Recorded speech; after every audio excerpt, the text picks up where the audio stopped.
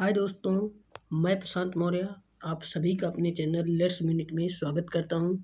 जैसा कि आप सभी लोग जानते हैं कि आज हम यूपी ट्रिपल एससी पेट और एसएससी जीडी और air force Y group, SSC CHL, SSC MTS, जो भी जिस भी एग्ज़ाम में सामान्य ज्ञान का क्वेश्चन आता है, आज हम उसको देखने वाले 25 इम्पॉर्टेंट क्वेश्चन देखने वाले हैं।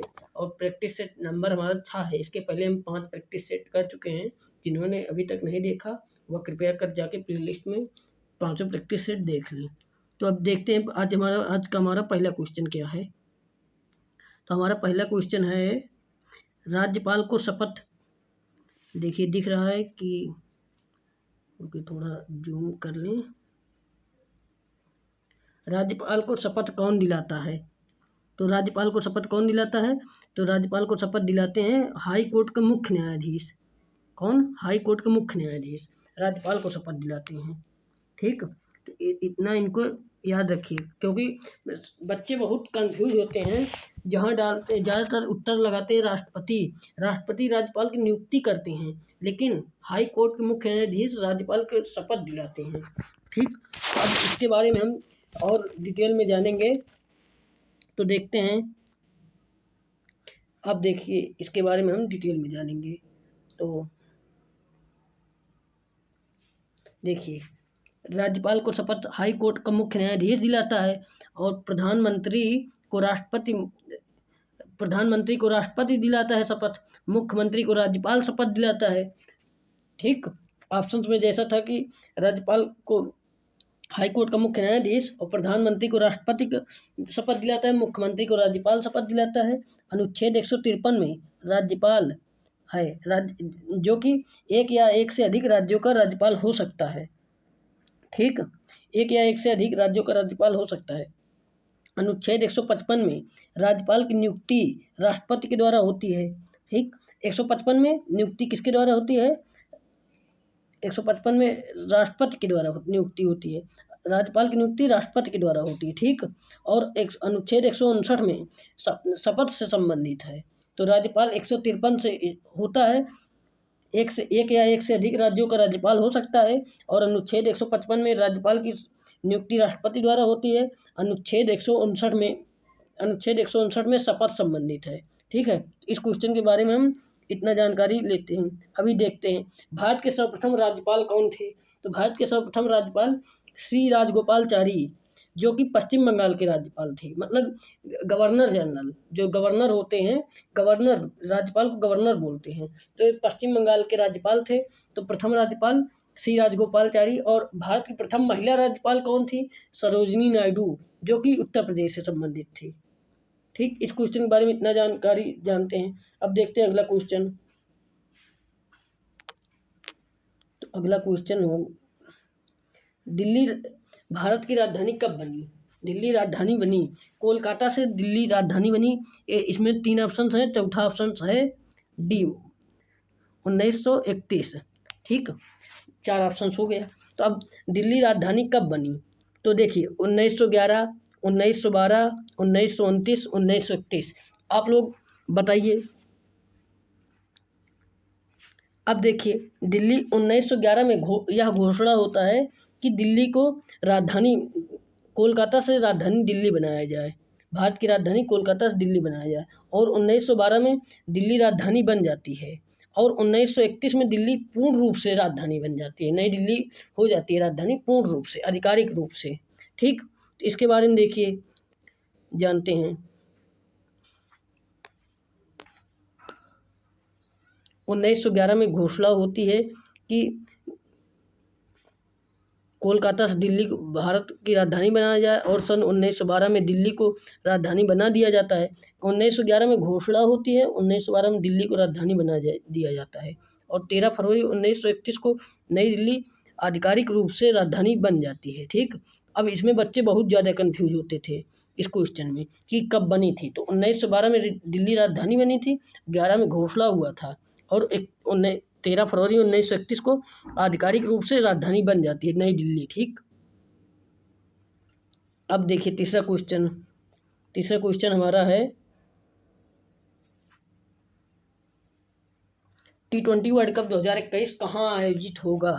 तो T20 वर्ल्ड कप 2021 पहला ऑप्शन ओमान, दूसरा ऑप्शन संयुक्त अरब अमीरत, तीसरा ऑप्शन भारत, चौथा ऑप्शन ए और बी दोनों, मतलब ओमान और संयुक्त अरब अमीरत दोनों में। ठीक, तो आप लोग बताइए। तो T20 वर्ल्ड कप पहले तो निश्चित था भारत में, क्योंकि ये 2020 में था, तो स्टेडियम होना था, तो कोरोना के कारण इसे पोस्टपोन कर दिया गया, जो कि 2021 में भारत में होना था।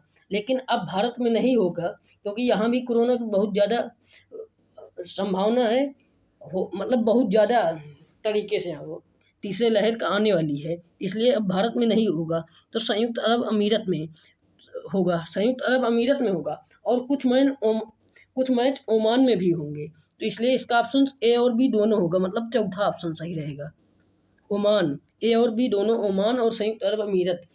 ठीक, अब लेकिन कराएगा कौन से?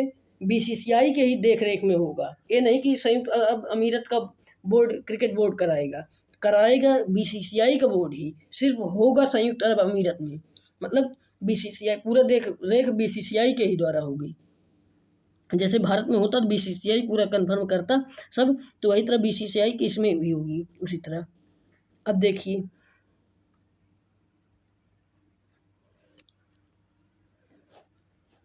देखिए, हमारी स्लाइड, T20 वर्ल्ड कप 2021 का आयोजन ओमान और संयुक्त अरब अमीरत में होगा, इसके बारे में हम जान गए। T20 वर्ल्ड कप का पहला संस्करण 2007 में खेला गया था दक्षिण अफ्रीका में। ठीक, 2007 में दक्षिण अफ्रीका में खेला गया था, और जिसमें भारत ने फाइनल मैच में पाकिस्तान को हरा के जीता था। तो जब पाकिस्तान को हरा के भारत जीता था, तो भारत के कैप्टन कौन थे? भारत के कप्तान थे महेंद्र सिंह धोनी।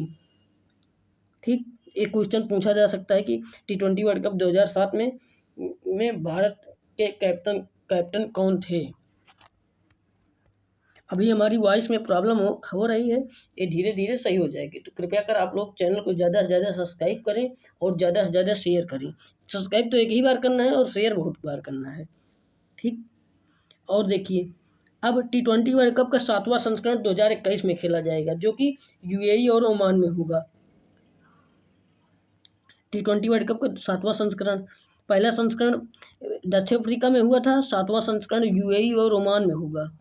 और आईसीसी मतलब इंटरनेशनल क्रिकेट काउंसिल, मुख्यालय दुबई में है, दुबई जो कि संयुक्त अरब अमीरत में है। संयुक्त अरब अमीरत की राजधानी अबू धाबी है, और संयुक्त अरब अमीरत का एक शहर है दुबई, जिसमें आईसीसी का मुख्यालय है। ठीक, उसके बाद स्थापना कब हुई थी? स्थापना की तारीख, मतलब स्थापना 15 जून 1909 में हुई थी। आईसीसी की स्थापना 15 जून 1909 में हुई थी, और चेयरमैन कौन है? ग्रेग बार्कले जी हैं। ग्रेग बार्कले कहाँ के हैं? ग्रेग बार्कले न्यूजीलैंड के हैं। इस क्वेश्चन से हम इतना जानकारी ले चुके। अब देखते हैं अगले क्वेश्चन से, गोवा के नए राज्यपाल कौन हैं? तो अभी तक तो गोवा के नए राज्यपाल कौन है, देखिए क्वेश्चन, भगत सिंह कोश्यारी, PS श्रीधरन पिल्लई, सत्यदेव नारायण आर्या, बंडारू दत्तात्रेय। तो गोवा के नए राज्यपाल कौन हैं? तो गोवा के नए राज्यपाल, बहुत से बच्चे अभी भी भगत सिंह कोश्यारी को जानते हैं, तो भगत सिंह कोश्यारी नहीं हैं। गोवा के नए राज्यपाल PS श्रीधरन पिल्लई हैं। ठीक, गोवा के नए राज्यपाल। तो इस क्वेश्चन को इतना ध्यान रखिए कि गोवा के नए राज्यपाल PS श्रीधरन पिल्लई हैं, और भगत सिंह कोश्यारी महाराष्ट्र के राज्यपाल हैं। पहले गोवा के थे, लेकिन अब ये हट गए, अब PS श्रीधरन पिल्लई बन गए। इतना आप लोग ध्यान रखिए। अब देखते हैं आगे, 8 राज्यों के राज्यपाल बदले हैं। अभी हम सब 8 राज्यों के जो राज्यपाल बदले हैं, जो मुख्यमंत्री बदले हैं, सबको भी हम एक क्रम से बताएंगे, तो वीडियो को देखते रहिए। मध्य प्रदेश के नए राज्यपाल कौन हैं? तो मध्य प्रदेश के नए राज्यपाल मंगू भाई छगन भाई पटेल हैं। ठीक है, मध्य प्रदेश के राज्यपाल मंगू भाई छगन भाई पटेल, मंगू भाई छगन भाई पटेल।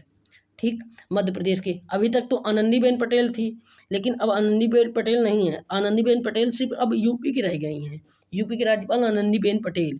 ठीक, और मध्य प्रदेश की राज्यपाल हैं मंगू भाई छगन भाई पटेल, और यूपी के राज्यपाल आनंदीबेन पटेल। अब देखते हैं 8 राज्य के राज्यपाल कौन कौन हैं। 8 राज्य के राज्यपाल, 8 राज्य के राज्यपाल चेंज हुए हैं। तो देखते हैं, पहले राज्यपाल गोवा के राज्यपाल PS श्रीधरन पिल्लई, ठीक। और उसके बाद मध्य प्रदेश के राज्यपाल मंगूभाई छगन भाई पटेल। उसके बाद कर्नाटक के राज्यपाल थावरचंद गहलोत, ठीक, कर्नाटक के राज्यपाल थावरचंद गहलोत। अब कर्नाटक के मुख्यमंत्री भी चेंज हुए हैं। तो कर्नाटक के मुख्यमंत्री कौन है? बासवराज बोम्मई। और मिजोरम के राज्यपाल हरिबाबू कंभकपति मिजोरम हो गया। और त्रिपुरा के सत्यदेव नारायण आर्या हो गए हैं। उसके बाद झारखंड के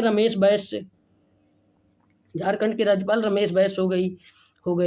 उसके बाद हरियाणा के राज्यपाल बंडारू दत्तात्रेय हो गए। हिमाचल प्रदेश के राज्यपाल राजेंद्र विश्वनाथ अलंकर जी हो गए। इतना हो गए। अब देखते हैं, उत्तराखंड के मुख्यमंत्री चेंज हुए हैं, कर्नाटक के मुख्यमंत्री चेंज हुए हैं। तो उत्तराखंड के मुख्यमंत्री हैं पुष्कर सिंह धामी। तीरथ सिंह रावत के स्थान पे पुष्कर सिंह धामी आ गए, ठीक। कर्नाटक के मुख्यमंत्री बासवराज बोम्मई, किसके स्थान पे? यस येदियुरप्पा के स्थान पे। 28 जून को उन्होंने इस्तीफा दे दिया, तो कर्नाटक के मुख्यमंत्री बासवराज बोम्मई बन गए, ठीक। इस क्वेश्चन से इतना जानकारी लेंगे। अब देखते हैं, अब अगला क्वेश्चन, 6वां क्वेश्चन। 25 क्वेश्चन हम कराएंगे, 25 इंपॉर्टेंट क्वेश्चन। तो आप लोग वीडियो पूरा देखते रहिए। और देखिए, अब 6वां क्वेश्चन है, टोक्यो पैरा ओलंपिक खेल के लिए ध्वजवाहक के रूप में किसे चुना गया? तो टोक्यो पैरा ओलंपिक खेल के लिए मनप्रीत सिंह को चुना गया, कि दीपा मलिक को चुना गया, कि मैरी कॉम को चुना गया, कि मरियप्पन थंगावेलु को चुना गया? तो बहुत से बच्चे इसमें ज़्यादातर कंफ्यूज किया। ज़्यादातर सब बच्चे 90% लड़के मनप्रीत सिंह और मैरी कॉम दोनों को उत्तर मारते हैं, लेकिन ये दोनों गलत हैं, ठीक। ये मनप्रीत सिंह मैरी कॉम ओलंपिक खेल के लिए ध्वजवाहक के रूप में चुना गया था, ओलंपिक के लिए। और पैरा ओलंपिक पूछे, कौन? पैरा ओलंपिक में मरियप्पन थंगावेलु को चुना गया है। अब मरियप्पन थंगावेलु कौन है? मरियप्पन थंगावेलु एक हाई जंपर है, ऊंची कूद, ठीक। इन्हें 2020 में मेजर ध्यानचंद अवार्ड, मतलब राजीव गांधी खेल रत्न अवार्ड मिला था। तो देखते हैं राजीव गांधी खेल रत्न अवार्ड के बारे में। राजीव गांधी खेल रत्न अवार्ड 2020 किसे किसे मिला? अब इसका नाम बदल के रख दिया गया है मेजर ध्यानचंद खेल रत्न अवार्ड, ठीक। तो ये मेजर ध्यानचंद खेल रत्न अवार्ड, राजीव गांधी खेल रत्न अवार्ड एक ही है। तो अब देखते हैं इस क्वेश्चन को। पहला मरियप्पन थंगावेलु को मिला था, जो कि हाई जंपर, मतलब ऊंची कूद से संबंधित हैं, मरियप्पन थंगावेलु। दूसरा रोहित शर्मा को मिला था, जो कि एक क्रिकेट खिलाड़ी हैं। तीसरा मानिका बत्रा को मिला था, टेबल टेनिस के खिलाड़ी। चौथा रानी रामपाल सिंह को मिला था, हॉकी की कप्तान है भारत की। तो और इन्हें हॉकी की रानी भी कहा जाता है। हॉकी का रानी रामपाल को कहा जाता है। हॉकी का जादूगर किसे कहा जाता है? हॉकी का जादूगर मेजर ध्यानचंद को कहा जाता है, ठीक। और ये राजीव गांधी खेल रत्न पुरस्कार कब दिया जाता है? खेल दिवस के दिन, 29 अक्टूबर मेजर ध्यानचंद जी का जन्मदिन था। तो उन्हीं के जन्मदिन के अवसर पे खेल दिवस मनाया जाता है। तो उसी दिन राजीव गांधी खेल रत्न पुरस्कार दिया जाता है। देखते हैं, विनेश फोगाट एक महिला पहलवान है। ये विनेश फोगाट महिला है, ना कि पुरुष। बहुत से लोग इनको पुरुष जानते हैं, क्योंकि नाम से पता चलता है कि विनेश फोगाट पुरुष हैं, लेकिन एक महिला है, महिला पहलवान है। इसलिए इन्हें ध्यान रखिए कि महिला पहलवान कौन है? विनेश फोगाट, ठीक। ये हो गए। अब राजीव गांधी खेल रत्न पुरस्कार पहला 1991 में शुरू हुआ था, और 2021 में इसका नाम बदलकर मेजर ध्यानचंद खेल रत्न अवार्ड रख दिया गया। पहले किसे मिला था? सबसे पहले विश्वनाथ आनंद को मिला था, जो कि शतरंज से संबंधित थे, ठीक। उसके बाद अगला देखते हैं। अगला क्वेश्चन क्या है? भारत में सबसे ज़्यादा बांस उत्पादित करने वाला राज्य।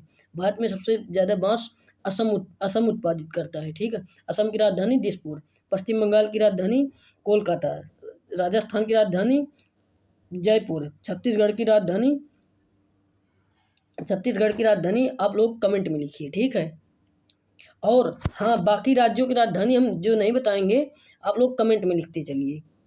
जैसे कि असम की राजधानी दिसपुर, पश्चिम बंगाल की राजधानी हो गई कोलकाता, राजस्थान की राजधानी, इसी तरह सबके लिखते चलिए। छत्तीसगढ़ की राजधानी रायपुर, और हमारे बोलने से पहले आप लोग कमेंट में लिखते चलिए, ठीक।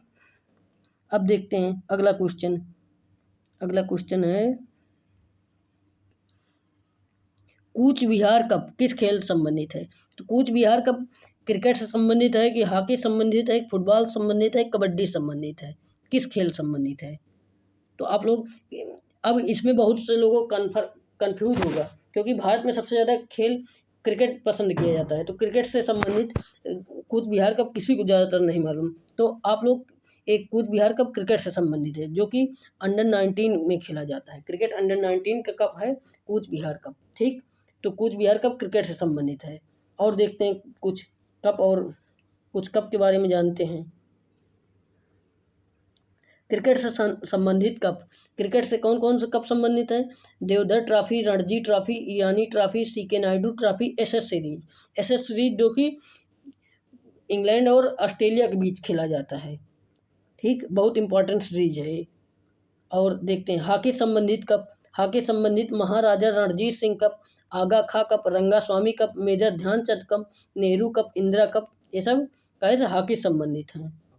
उसके बाद फुटबॉल संबंधित कप, फुटबॉल से कौन कौन सा कप संबंधित है? Rovers cup, Santosh trophy, Ashutosh trophy, Durand cup. अब डूरंड कप आ गया, तो डूरंड कप फुटबॉल संबंधित है। डूरंड लाइन किसके किसके बीच में है? डूरंड लाइन पाकिस्तान और अफगानिस्तान के बीच में है, ठीक, इतना हम ध्यान रखेंगे। कबड्डी से संबंधित कप, प्रो कबड्डी लीग, जैसे आईपीएल होता है वैसे pro kabaddi league, UK kabaddi cup, ठीक, इतना हो गया।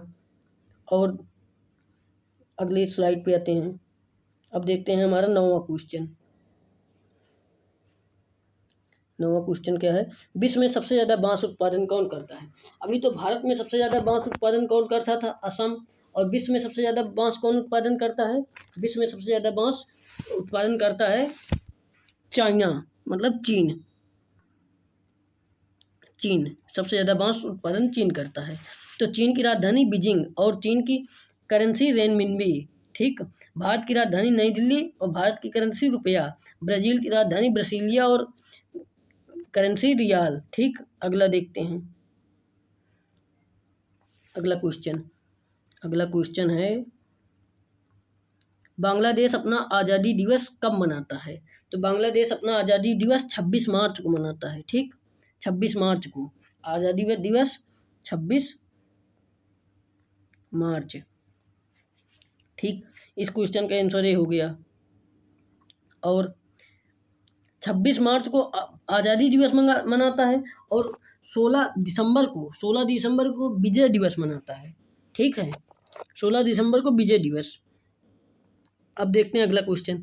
गोवा को किस मिशन के तहत आज़ादी मिली? ये इंपॉर्टेंट क्वेश्चन है, आप लोग इसे ध्यान से पढ़िए। तो देखिए, आप लोग अगर कहीं नोट कर सकते हैं तो क्वेश्चन को पूरा नोट करते चलिए, नहीं तो आप लोग 1-2 बार वीडियो देखेंगे तो याद हो जाएगा। तो गोवा का किस मिशन के तहत आज़ादी मिली? ऑपरेशन स्माइलिंग बुद्ध, ऑपरेशन विजय, ऑपरेशन जिब्राल्टर, ऑपरेशन पोलो। तो इनको काहे के तहत मिली आज़ादी? ऑपरेशन विजय के तहत आज़ादी मिली, ठीक, ऑपरेशन विजय। इसका आंसर बी सही है। अब देखते हैं अगला क्वेश्चन। अगले क्वेश्चन, महानदी के तट पर कौन सा राज्य स्थित है? तो महानदी के तट पर कटक है स्थित। क्या है? कटक।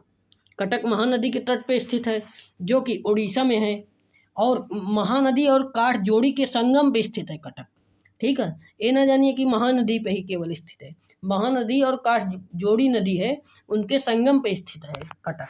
और कोटा एक राजस्थान का औद्योगिक शहर है, जो कि चंबल नदी के किनारे बसा है। बद्रीनाथ उत्तराखंड का एक शहर है, जो कि अलकनंदा, जिसे गंगा भी बोलते हैं, उनके किनारे बसा है। बंगलोर वृषभावती नदी के किनारे बसा है। किस नदी के किनारे? वृषभावती, जो कि कर्नाटक की राजधानी है, ठीक। बंगलोर को सिलिकॉन वैली भी कहा जाता है। जब सिलिकॉन वैली बंगलोर को कहा जाता है तो साइलेंट वैली, मतलब शांत वैली किसे कहा जाता है? शांत वैली केरल को कहा जाता है। इस क्वेश्चन से इतना जानकारी लिए। रुकिए देखिए क्वेश्चन पीछे भी है अभी। ये हो गया 12 नंबर। उसके बाद 13 नंबर, सबसे कम तटीय रेखा वाला राज्य। सबसे कम तटीय रेखा वाला राज्य कौन सा है? गोवा तो सबसे अधिक तटीय रेखा वाला राज्य है। गुजरात सबसे अधिक तटीय रेखा वाला राज्य है और गोवा सबसे कम तटीय रेखा वाला राज्य है।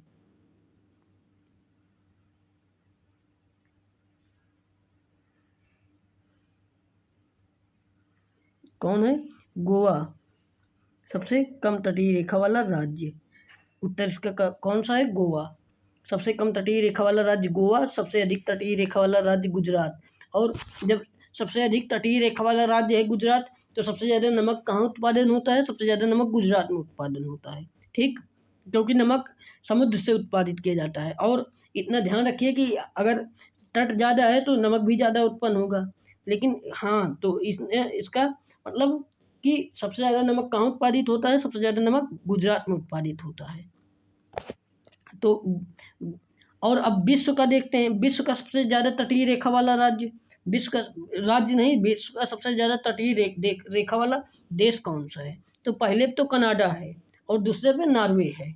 ठीक है, कहीं कहीं बुक में इंडोनेशिया दिया है, लेकिन इंडोनेशिया नहीं, नॉर्वे है। ठीक, अब देखते हैं अगला question 14 number. Question number 14, Bharat का पहला रेत का टीला का पार्क कहाँ खोला गया? तो भारत का पहला रेत का टीला पार्क गोवा में। कहाँ? गोवा में। इसका आंसर गोवा। गोवा की राजधानी पणजी। ठीक, और गोवा के राज्यपाल अभी तो बताए थे आपको। अब देखते हैं अगला क्वेश्चन 14 नंबर। 15 नंबर, जॉर्डन की राजधानी। जॉर्डन की राजधानी क्या है? काहिरा है कि अम्मान है कि बेरूत है कि दशमिक है, क्या है? तो जॉर्डन की राजधानी आप लोग बताइए, और जो ना बता रहे हो कमेंट में लिखिए। ठीक, अभी तो थोड़ा वॉइस में प्रॉब्लम है, लेकिन ये प्रॉब्लम जल्द से जल्द सही की जाएगी। और हम मैथ का भी क्वेश्चन मतलब डालते हैं, क्वेश्चन का अभी कुछ क्वेश्चन डाले मैथ का, तो प्लेलिस्ट में पड़ी है, कृपया कर आप लोग वहाँ से प्लेलिस्ट में मैथ का क्वेश्चन देखिए। और हम जल्द से जल्द मैथ की क्लास डिजिटल बोर्ड पे स्टार्ट करने वाले हैं, तो आप लोग कृपया कर चैनल को ज़्यादा से ज़्यादा शेयर करिए, ताकि हम डिजिटल बोर्ड पे मैथ की क्लास स्टार्ट कर सकें। अब देखिए, हम समय नहीं गंवाएंगे। अम्मान, जॉर्डन की राजधानी क्या है? जॉर्डन की राजधानी अम्मान है, और अम्मान है। और अम्मान के में क्या चलता है? दिनार चलता है। क्या? दिनार। ठीक, अम्मान में दिनार। अब मिस्र की राजधानी क्या है? मिस्र की राजधानी काहिरा। मिस्र की राजधानी काहिरा है, मिस्र। उसके बाद बेरूत काहे की राजधानी है? बेरूत है लेबनान की राजधानी। काहे की? लेबनान, लेबनान की राजधानी। दशमिक काहे की राजधानी है? सीरिया की राजधानी, सीरिया। ठीक, अब देखते हैं अगला क्वेश्चन 15 नंबर। अब क्वेश्चन नंबर 16, निम्नलिखित में से कौन सी भाषा संविधान की 8वीं अनुसूची में नहीं है? तो संविधान की 8वीं अनुसूची में कौन सी भाषा नहीं है? संविधान की 8वीं अनुसूची में फारसी नहीं है। कौन सी? फारसी भाषा संविधान की 8वीं अनुसूची में नहीं है। नेपाली है, संस्कृत है, कश्मीरी है, लेकिन फारसी नहीं है। अब देखते हैं संविधान की 8 भाषाएं क्या क्या हैं, मतलब 8वीं अनुसूची में क्या क्या हैं। अब देखते हैं इसको।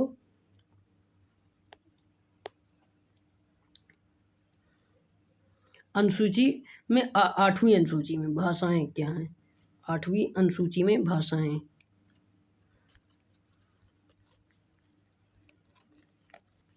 ठीक। उसके बाद देखिए, अब पहला कश्मीरी भाषा है। अब कश्मीरी भाषा है 8वीं अनुसूची में। सिंधी भाषा, पंजाबी भाषा, हिंदी भाषा, बंगाली भाषा, असमिया भाषा, उड़िया भाषा।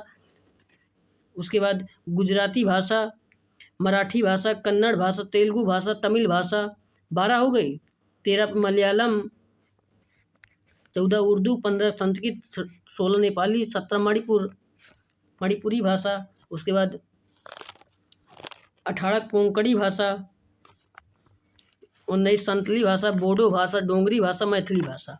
22 भाषा हैं टोटल 8वीं अनुसूची में। ठीक, अब अनुसूची का वीडियो भी बनाएंगे तो कृपया कर आप लोग अभी वीडियो बनाए नहीं, कल अनुसूची के बारे में वीडियो, पूरी अनुसूची इसमें पढ़ाई जाएगी, तो आप लोग वीडियो ज़रूर देखिएगा।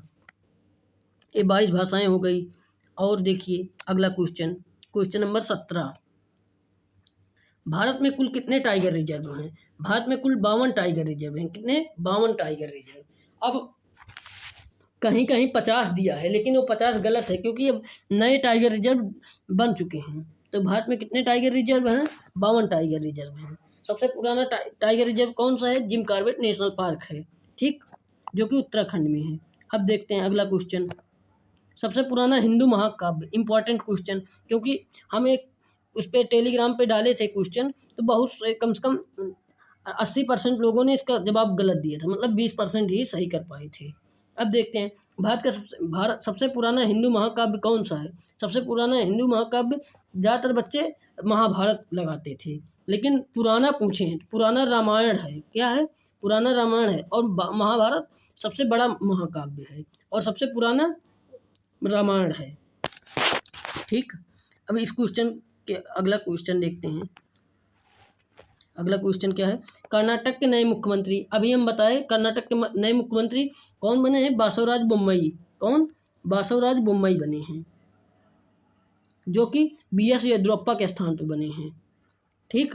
और थावरचंद गहलोत यहाँ के राज्यपाल हैं कर्नाटक के। कर्नाटक की राजधानी बंगलौर। अब अगला क्वेश्चन देखते हैं, क्वेश्चन नंबर 20। वीडियो थोड़ा बड़ा हो गया है, लेकिन आप लोग, निम्न में से कौन सा राष्ट्रीय उद्यान उत्तराखंड में नहीं है? उत्तराखंड में कौन कौन से हैं? उत्तराखंड में जिम कॉर्बेट नेशनल पार्क है, राजा जी नेशनल पार्क है, नंदा देवी नेशनल पार्क है, और कान्हा जी नेशनल पार्क, जो कि मध्य प्रदेश में है। तो कान्हा नेशनल पार्क मध्य प्रदेश में है, ठीक। अब देखते हैं अगला क्वेश्चन, क्वेश्चन नंबर 22। क्वेश्चन एक छूट रहा है क्या कहीं पर? देखते हैं क्वेश्चन नंबर 22 कहाँ गया।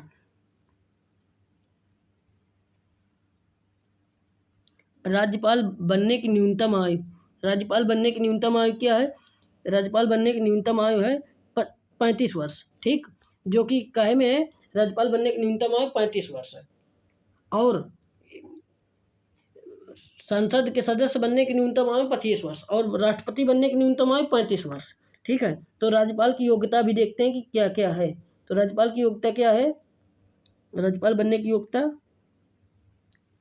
राज्यपाल बनने की इसका 100, ठीक, वह भारत का नागरिक हो, ठीक, भारत का नागरिक हो और 35 वर्ष की आयु पूरी कर चुका हो, 35 वर्ष की आयु। और अनुच्छेद किस नंबर में है? अनुच्छेद ए इम्पॉर्टेंट है, 157 में है, ठीक। आर्टिकल नंबर 157 में राज्यपाल की योग्यता है, राज्यपाल बनने की योग्यता, वह भारत का नागरिक होना चाहिए और वह 35 वर्ष की आयु पूरी कर चुका हो, वह राज्य सरकार या केंद्र सरकार इन राज्यों का नियंत्रण अधीन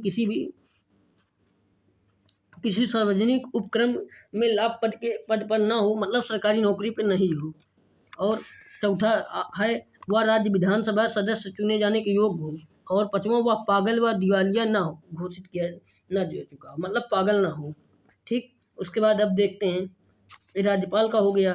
अब राज्यपाल की नियुक्ति कौन करता है? तो राज्यपाल की नियुक्ति राष्ट्रपति करते हैं। अभी हम ऊपर बताए थे क्वेश्चन में, पहले क्वेश्चन में शायद, राज्यपाल की नियुक्ति राष्ट्रपति करते हैं, ठीक।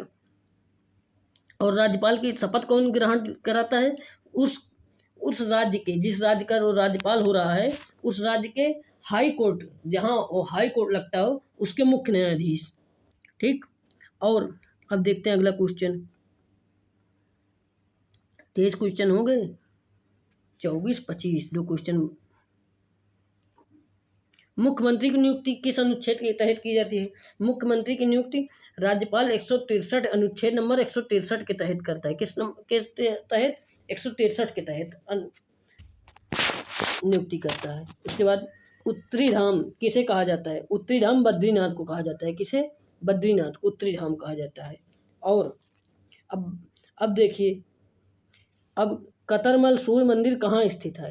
तो एक क्वेश्चन आप लोगों को, जैसा कि हमारे हर वीडियो में मिलता है कि एक क्वेश्चन अंतिम में वाला क्वेश्चन उसका पूरा उत्तर आप लोग जो भी जानते हो कमेंट में ज़रूर लिखिए और ये अगले वीडियो में उसका उत्तर बताया जाएगा। आप लोग वीडियो को देखने के लिए बहुत बहुत धन्यवाद। और जिन्होंने अभी तक चैनल को सब्सक्राइब नहीं किया है चैनल को सब्सक्राइब कर लें और लिंक को ज़्यादा से ज़्यादा शेयर करें। वीडियो को मतलब जितने भी ग्रुप हों आपके फ़ोन में व्हाट्सएप में सभी में शेयर कर दीजिए। आपका दिन शुभ हो।